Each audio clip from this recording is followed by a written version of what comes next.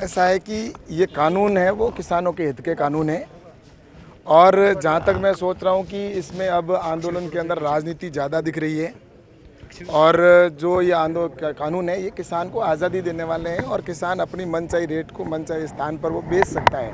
तो इस तरह से ये किसानों के हित के कानून बने हैं और देश भर में करोड़ों करोड़ किसान हैं जो इस बिल का समर्थन कर रहे हैं।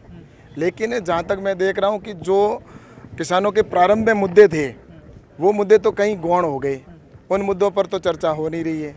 अब सिर्फ कानून वापसी की बात कर रहे हैं, लेकिन मैं ये कहना चाहता हूँ ये कानून है ये किसान के हित के कानून है। क्या केवल कानून वापसी ही रास्ता है या कोई संशोधन के लिए आपके पास में कोई प्रस्ताव आए हैं अभी तक? जैसा कि केंद्र सरकार कह चुकी है कि अगर संशोधन की बातचीत है तो क्या शिकायतें हैं वो रखी है आप लोग, क्या कोई किसी ने दिए आपको संशोधन के? ऐसा है कि क्लोज बाई क्लोज बात करने की अगर उनसे कहें तो वो उस पर कोई चर्चा नहीं करते, वो तो सिर्फ कानून की वापसी की बात करते हैं।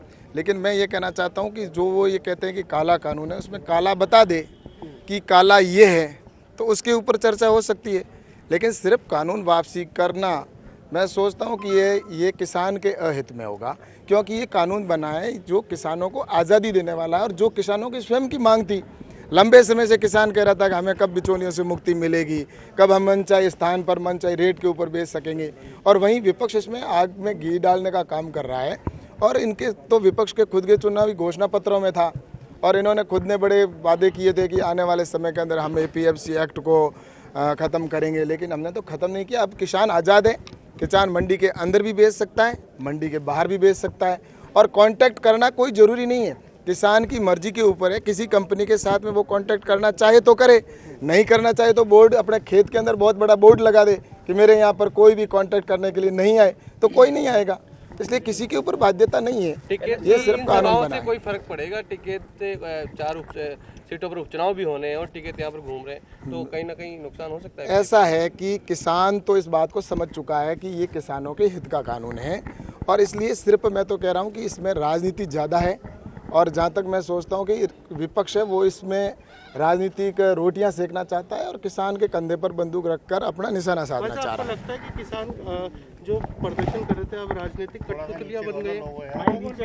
मैं इसके बारे में कुछ नहीं कहूँगा क्योंकि हम तो हर व्यक्ति को किसान की नज़र से ही देखते हैं, चाहे वो आंदोलनकारी किसान है। जब हमारे सामने वार्ता के लिए आते हैं तब हम तो यही सोचते हैं कि ये किसान है और उस नज़र से ही सरकार बात कर रही है और आगे भी निश्चित रूप से अगर वो क्लोज बाई क्लोज बात करेंगे तो निश्चित रूप से भारत सरकार इनकी बात को सुनने के लिए तैयार है और समाधान करने के लिए अगर उनको कुछ संशोधन की आवश्यकता है तो उसके लिए भी भारत सरकार ने कभी मना नहीं किया। आज चूरू की जो रैली थी उसमें रामेश्वर डूडी और कांग्रेस के तमाम विधायक नरेंद्र बुढ़ानिया समेत कई लोग मौजूद थे। मैंने कहा ना इसमें राजनीति ज़्यादा है और विशेषकर कांग्रेस और वामपंथी वृत्ति के लोग हैं वो इस आंदोलन के अंदर कहीं पर भी शांति नहीं चाहते कि इस किसानों का हित हो जाए और किसान को जिस तरह से राहुल गांधी जी है तो राहुल गांधी जी, प्रियंका जी, ये सभी अब जाकर इस आंदोलन के अंदर वो अपना जो धरातल को तलाश रहे हैं। जहां पूरे देश के अंदर कांग्रेस हाशिए पे पहुंच चुकी है और कम्युनिस्ट है वो भी आज कहीं पर प्रदेश में देखने को नहीं मिलते, तो उनको अब ऐसा लगता है कि किसान का सहारा मिला है और किसान का नाम है और किसान के नाम का सहारा लेकर अपनी राजनीतिक रोटियां सेकना चाहते हैं। अक्टूबर तक आंदोलन चलाने की लगातार धमकी दे रहे हैं। मेरा यही कहना है कि हम ये चाहते हैं कि किसान वार्ता करके और जो समाधान की अगर दिशा में जाना है तो बातचीत से ही समाधान हो सकता है, इसलिए बातचीत से समाधान करें तो इसके लिए भारत सरकार हमेशा तैयार है। कला जी एक सवाल था, 19 विधायक क्या मानते हैं इसके पीछे? अब तक तो उन्होंने दायर नहीं की, पायलट लगातार सभाएं कर रहे थे, क्या इनको पांडिचेरी डर सता रहा है? राजस्थान में भी कहीं सत्ता जा सकती गहलोत को। अब उन्होंने 19 सदस्यों की सदस्यता वापस लेने की एप्लीकेशन लगाई है, बल्कि 1 महीने से अधिक बीत गया समझौता हुए। ऐसा है कि इनके अंदर तो आपस में फूट है, राजस्थान के अंदर तो सरकार अब गई या कल गई, इनकी आपस में जैसा कि पहले भी ये होटलों में जाकर 5 स्टार होटलों में रुके और अभी भी वो इनको एक दूसरे ऊपर किसी के ऊपर भरोसा नहीं है। जब सामने जाते हैं बैठते हैं तब भी उनको ये विश्वास नहीं रहता कि मेरा कब कौन सा अहित कर रहा है, तो इनको खुद को ही विश्वास नहीं, तो ये तो अस्थायी सरकार है। राजस्थान में सरकार बना रहे क्या 5 साल से पहले? ऐसा है कि अगर वो संभाल नहीं पाएंगे तो भारतीय जनता पार्टी हमेशा देश की राज्य की सेवा करने के लिए तैयार रहती है।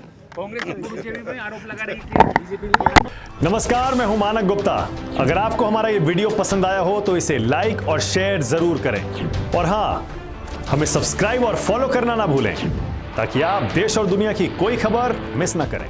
तो जुड़े रहिए हमारे साथ और देखते रहिए News 24।